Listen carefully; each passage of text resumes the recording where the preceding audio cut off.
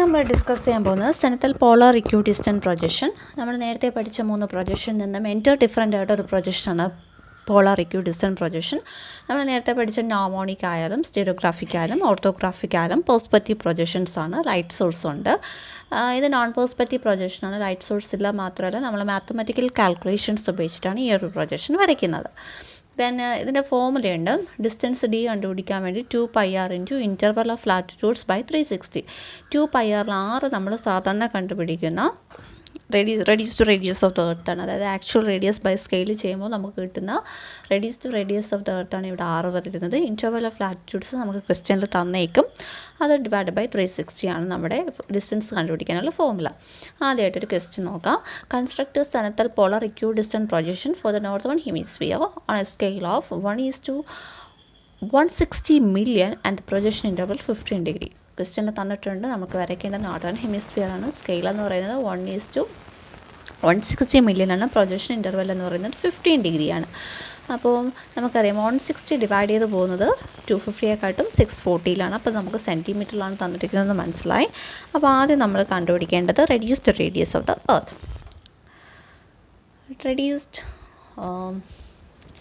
Radius of the earth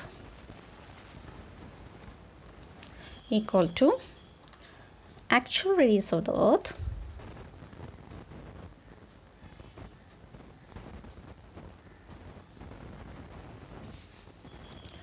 by scale. Scale എന്ന് പറഞ്ഞാൽ given scale. Actual radius of the earth സെൻറ്റിമീറ്ററിൽ എത്രയാണ്? 640 million. തന്നേക്കുന്നത് 160 million. അപ്പം നമുക്ക് കിട്ടുന്ന ആൻസർ എത്രയാണ്? 4 സെൻറ്റിമീറ്റർ. ഇനി നമുക്ക് ഡി കണ്ടുപിടിക്കണം. ഡി എന്ന് പറഞ്ഞാൽ ഡിസ്റ്റൻസ് കണ്ടുപിടിക്കാൻ ഫോർമുല തന്നിട്ടുണ്ട്. 2πr into interval of latitude by 360. പൈൻ്റെ വാല്യൂ അറിയാലോ, 3.14. 2 ഇൻറ്റു 3.14 ഇൻറ്റു 6 നമുക്ക് തന്നിട്ടുണ്ട്. എത്രയാണ് നമുക്ക് കിട്ടി? 4 centimetre divided by projection interval 15 degree by 360 degree equal to 25.12 into 0.0416 എന്ന് വരും. അതിൻ്റെ ആൻസർ 1.046 സെൻറ്റിമീറ്റർ. അപ്പോൾ ഡിസ്റ്റൻസ് എന്ന് പറയുന്നത് 1.4046 സെൻറ്റിമീറ്റർ നമുക്ക് കിട്ടി. ഇനി നമ്മൾ വരയ്ക്കാൻ പോവാണ്. ആദ്യമായിട്ടൊരു പേപ്പർ എടുക്കുക. ഇനി നിങ്ങൾ ചെയ്യേണ്ടത് ജസ്റ്റ് ഒരു സ്ട്രെയിറ്റ് ലൈൻ വരയ്ക്കുക.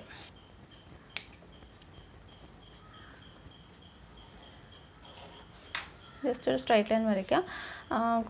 മാക്സിമം ആ ഒരു പേപ്പറിനകത്ത് നമുക്ക് ആ സർക്കിൾ ഉൾക്കൊള്ളിക്കാൻ പറ്റുന്ന രീതിക്ക് വേണം വരയ്ക്കാൻ വേണ്ടിയിട്ട്. എന്നിട്ട് നമ്മളൊരു പോയിൻ്റ് എടുക്കുക. ഇതൊക്കെ നമ്മളുടെ ഇഷ്ടമാണ്. ഈ പോയിൻ്റ് എടുക്കുന്നതൊക്കെ നമ്മളെ ഇഷ്ടമാണ്. അപ്പോൾ ഞാനിവിടെ ഒരു O എന്ന് പറഞ്ഞ പോയിൻ്റ്, ഇതൊരു പോയിൻ്റായിട്ട് എടുത്തു. സെൻറ്റർ പാർട്ട് ഇതായിട്ട് എടുത്തു. നിങ്ങൾ ചെയ്യേണ്ടത് ഡിവൈഡർ എടുക്കുക. നമുക്ക് എത്രയാണ് ഡി തന്നിട്ടുള്ളത്? 1.046 എന്ന് തന്നിട്ടുണ്ട് അല്ലേ? 1.046 നമുക്ക് തന്നിട്ടുണ്ട്. 15 ഡിഗ്രി ഇൻ്റർവെല്ലാണ്. അപ്പോൾ 90 വരെ 15 ഡിഗ്രി ഇൻ്റർവെല്ലിൽ നമുക്ക് എത്ര സർക്കിൾ വരയ്ക്കണമെന്ന് നോക്കാം. 0 degree, 15 degree, 30 degree, 45 degree, 60 degree, 75 degree, 90 ആണ് നമ്മൾ സെൻട്രൽ പോയിൻ്റ് ആയിട്ട് എടുക്കുന്നത്. അപ്പോൾ അത് കൂട്ടാതെ എത്രയാണോ നോക്കണം. 1 2 3 4 5 6 നമുക്ക് 6 സർക്കിൾ വരയ്ക്കേണ്ടതുണ്ട്. അപ്പോൾ നമ്മൾ ഈക്വലായിട്ട് 6ആയിട്ട് ഡിവൈഡ് ചെയ്യണം. അതിനെടുക്കേണ്ട അളവ് ഏതാണ്? ഈ അളവാണ് എടുക്കട്ടെ, 1.046.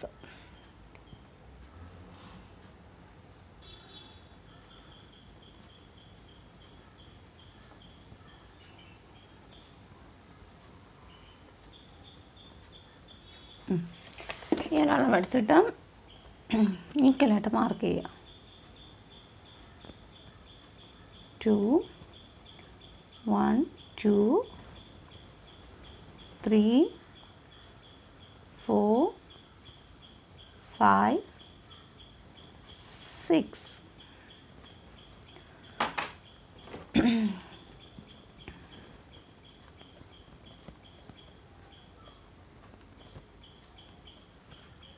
ഓക്കെ, ഇനി ചെയ്യേണ്ടത് ഫസ്റ്റ് 0 എന്ന് ഞാൻ ഫസ്റ്റ് പോയിന്റ് മാർക്ക് ചെയ്തില്ലേ, അത് വെച്ച് ആദ്യമായിട്ട് ഞാൻ പ്രൊട്രാക്ടറിൽ മാർക്ക് ചെയ്ത ആ പോയിന്റ് അവിടെ വെച്ചിട്ടൊരു സർക്കിൾ വരയ്ക്കുക.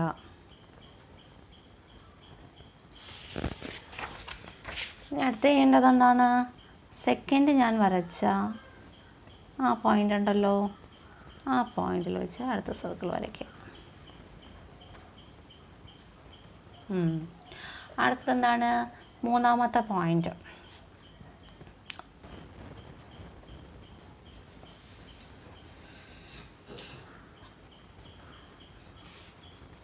വരയ്ക്കാം. അടുത്തതായി നാലാമത് ഞാൻ മാർക്ക് ചെയ്ത പോയിന്റ്.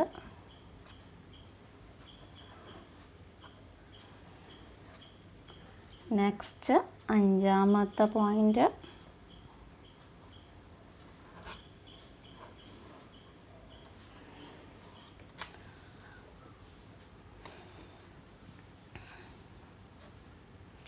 നെക്സ്റ്റ് ലാസ്റ്റ് ആറാമത്തെ പോയിന്റ്.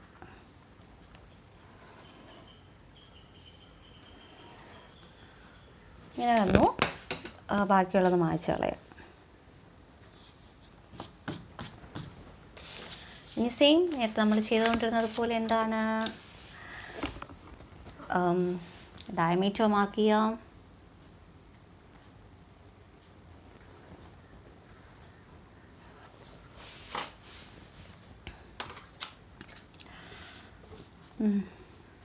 പ്രൊട്രാക്ടർ വയ്ക്കുക. 15 ഡിഗ്രി ഇൻ്റർവെലാണ്, അതനുസരിച്ച് മാർക്ക് ചെയ്യുക. അപ്പോൾ ഞാൻ പ്രൊട്രാക്ടർ വെച്ചിട്ട് എല്ലാ വശത്തും 50 ഡിഗ്രി വെച്ച് ആംഗിൾ മെഷർ ചെയ്തിട്ടുണ്ട്. ഇനി അത് ജോയിൻ ചെയ്യാം.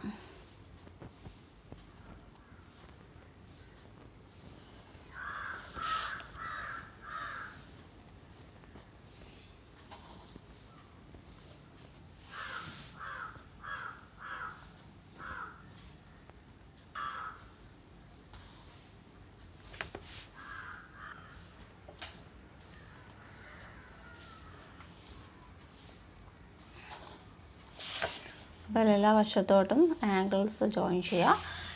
നെക്സ്റ്റ് എന്താണ് ചെയ്യേണ്ടത്, ലാറ്റിറ്റ്യൂഡ്സ് മാർക്ക് ചെയ്യുക. ഇത് 90 ഡിഗ്രിയാണ്. ദെൻ ഇത് 75 degree, 60 degree, 45 degree, 30 degree, 15 degree, 0 degree. നമ്മൾ ലോഞ്ചിറ്റ്യൂഡ്സ് മാർക്ക് ചെയ്യുക. 0, 15 degree, 30 degree, 45 degree, 60 degree, 75 degree, 90 degree, 105 degree, 120, 135, 150, 165, 180. Same ഇപ്പുറത്തും 165, 150, 135, 120, 105, 90 degree, 75, 60, 45, 30, 15. ഫുള്ള് മാർക്ക് ചെയ്ത് കഴിഞ്ഞു. നമുക്ക് അടുത്ത സ്റ്റെപ്പ് എന്നാ, സ്കെയിൽ എഴുതുക. സ്കെയിൽ എത്രയാണെന്ന് തന്നിട്ടുണ്ട്. 1:160 million.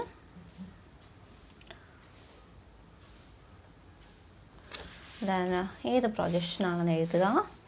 സെനിത്തൽ, polar, equidistant projection.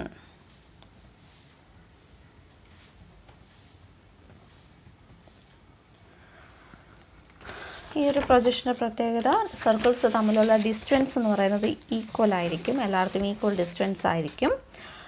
നേരത്തെ പറഞ്ഞതുപോലെ തന്നെ പാരലൽസ് എന്ന് പറയുന്നത് കോൺസെൻട്രിക് സർക്കിൾസ് ആയിട്ടാണ് പോയിരിക്കുന്നത്. ഒരു സെൻറ്ററിൽ നിന്നും പുറത്തോട്ട് പോകുന്ന രീതിക്കാണ് പോയിരിക്കുന്നത്. മെറിഡിയൻസ് റേഡിയേറ്റിംഗ് ഫ്രം ദ പോളായിട്ടാണ് പോയിരിക്കുന്നത്. മെറിഡിയൻസ് പാരലൽസിന് റൈറ്റ് ആംഗിൾസ് ആയിട്ടാണ് ഇൻ്റർസെക്റ്റ് ചെയ്യുന്നത്. അപ്പോൾ ഇതാണ് സെൻട്രൽ പോളാർ ഇക്വിഡിസ്റ്റൻറ്റ് പ്രൊജക്ഷൻ. എല്ലായിടത്തും ഒരുപോലെ ഈക്വൽ ഡിസ്റ്റൻസാണ് സർക്കിൾസിന് വരുന്നത്, ഡിസ്റ്റൻസ് തമ്മിലുള്ള.